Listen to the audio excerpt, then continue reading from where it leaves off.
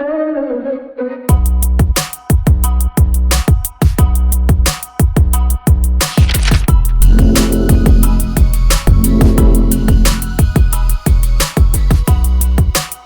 दोस्तों, एक बार मैं फिर से करंट अफेयर क्लास में आपके सामने उपस्थित हुआ हूं। मैं आपका अक्षय सिंह और आशा करते हैं आप सभी लोग स्वस्थ होंगे, दुरुस्त होंगे। 8 जून 2021 के देश और विदेश की घटनाओं के साथ आपसे रूबरू होता हूं और आने वाले एग्जाम के दृष्टिकोण से UPSC, UPPSC, BPSC, Rajasthan PSC, Jharkhand PSC, one day exams के लिए और आने वाले पेट एग्जाम्स के लिए भी करंट अफेयर बहुत ही ज़रूरी है। तो जुड़ते हैं देश और दुनिया की खबरों से। चलते हैं पहले क्वेश्चन की तरफ। द टाइम्स के द्वारा जारी 2020 के 50 मोस्ट डिजायरेबल मैन लिस्ट में कौन पहले स्थान पर रहा है? तो इसका सही आंसर है सुशांत सिंह राजपूत। द टाइम्स के द्वारा जारी 2020 के 50 मोस्ट डिजायरेबल मैन लिस्ट में सुशांत सिंह राजपूत, जबकि most desirable man women list में रिया चक्रवर्ती पहले स्थान पर रही हैं। जारी की गई लिस्ट में अलग अलग फील्ड से ताल्लुकात रखने वाले 40 साल से कम उम्र के उन पुरुष और महिलाओं को शामिल किया गया है। प्रथम विश्व युद्ध के दौरान फ्रांस के लिए लड़ने वाले सेनेगल के 2 सैनिकों की कहानी के लिए डेविड डियोप को किस पुरस्कार से सम्मानित किया गया है? तो इसका सही आंसर है अंतर्राष्ट्रीय बुकर पुरस्कार। प्रथम विश्व युद्ध के दौरान फ्रांस के लड़ने वाले सेनेगल के 2 सैनिकों की कहानी के लिए डेविड डियोप को अंतर्राष्ट्रीय बुकर पुरस्कार से सम्मानित किया गया है। वे इस पुरस्कार से सम्मानित होने वाले पहले फ्रांसीसी विजेता बने हैं। 8 जून को विश्व भर में कौन सा दिवस मनाया जाता है? तो इसका सही आंसर है विश्व महासागर दिवस।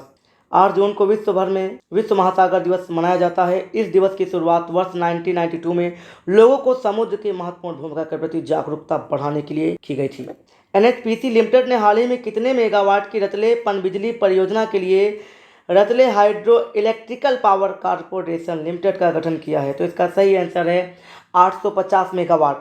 भारत की पनबिजली कंपनी एनएचपीसी लिमिटेड ने हाल ही में जेकेएसपीडीसी के साथ मिलकर 850 मेगावाट की रतले पनबिजली परियोजना के लिए Ratle hydro electric power corporation limited का गठन किया है। यह रतले पनबिजली परियोजना जम्मू कश्मीर में चिनाब नदी पर स्थित एक रन ऑफ रिवर योजना है।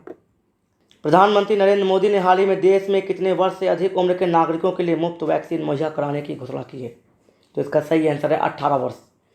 प्रधानमंत्री नरेंद्र मोदी ने हाल ही में कोरोना की दूसरी लहर के बीच लोगों को जागरूक रहने की अपील की है। साथ ही देश के हर राज्य में 18 वर्ष से ऊपर की उम्र के सभी नागरिकों के लिए मुफ्त वैक्सीन मुहैया कराने की घोषणा की है। घोषणा के अनुसार वैक्सीन प्रोडक्शन का 75% केंद्र खरीदेगी और राज्य सरकारों को मुफ्त देगी। भारत की कौन सी ट्रांसजेंडर इंटरनेशनल ब्यूटी क्वीन नाज जोशी ने हाल ही में इम्प्रेस अर्थ 2021-22 का खिताब जीता है?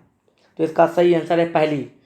1 जून 2021 को दुबई में आयोजित ऑनलाइन प्रतियोगिता इम्प्रेस अर्थ 2021-22 में भारत की पहली ट्रांसजेंडर इंटरनेशनल ब्यूटी क्वीन नाज जोशी ने हाल ही में खिताब जीता है।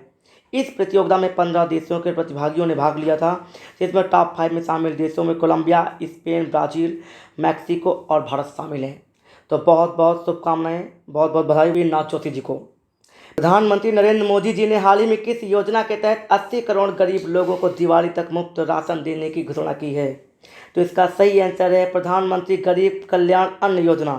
प्रधानमंत्री नरेंद्र मोदी ने हाल ही में प्रधानमंत्री गरीब कल्याण अन्न योजना के तहत देश के 80 करोड़ गरीब लोगों को दिवाली तक मुफ्त राशन देने की घोषणा की है। इस घोषणा के बाद अब नवंबर तक 80 करोड़ गरीबों को तय मात्रा में मुफ्त अनाज दिया जाएगा। निम्न में से किस देश ने हाल ही में 3 से 17 साल तक की उम्र के बच्चों के लिए सिनोवैक बायोटेक की वैक्सीन के इस्तेमाल की मंजूरी दे दी है? तो इसका सही आंसर है चीन। चीन ने हाल ही में 3 से 17 साल तक की उम्र के बच्चों के लिए सिनोवैक बायोटेक की वैक्सीन के इस्तेमाल के लिए इमरजेंसी मंजूरी दे दी है। 3 से 17 साल तक की उम्र के बच्चों के लिए सिनोवैक बायोटेक की वैक्सीन को मंजूरी देने वाला चीन विश्व का पहला देश बन गया है। तो दोस्तों, आशा करता हूँ आप लोगों को करंट अफेयर की क्लास अच्छी लगी होगी और हमारे वीडियोज़ को ज़्यादा से ज़्यादा शेयर करें, चैनल को सब्सक्राइब करें। और आज का जो हमारा क्वेश्चन है वो ये है कि चीन की जो दीवार है उसकी ऊंचाई कमेंट करके मैं